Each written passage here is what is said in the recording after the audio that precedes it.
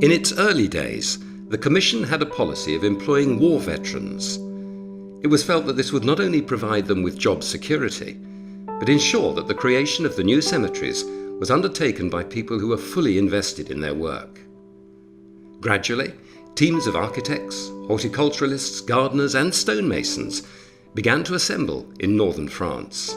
They were responsible for designing, constructing and beautifying the cemeteries, along with manufacturing and engraving hundreds of thousands of Portland headstones. Conditions at the French headquarters in Saint-Omer were described as primitive, with staff working and living at close quarters. Singletons mainly lived in mess halls, sleeping on rows of bunk beds, while married couples were in nearby Nissen huts. Working in the battle-torn wastelands could be challenging and lonely, with mobile gardening teams travelling to isolated sites and setting up camp there for several days or months. Many fledgling cemeteries proved difficult to access and often contained unexploded munitions.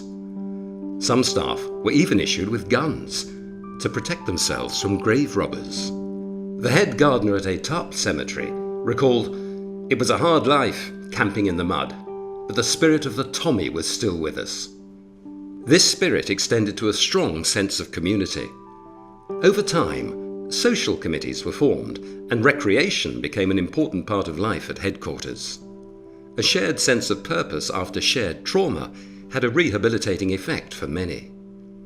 So much so that even decades later, into the 1930s and 40s, original gardeners could still be found tending the graves of their fallen comrades. Some were even buried in commissioned cemeteries, giving their life and death to the sites they'd helped to shape forevermore.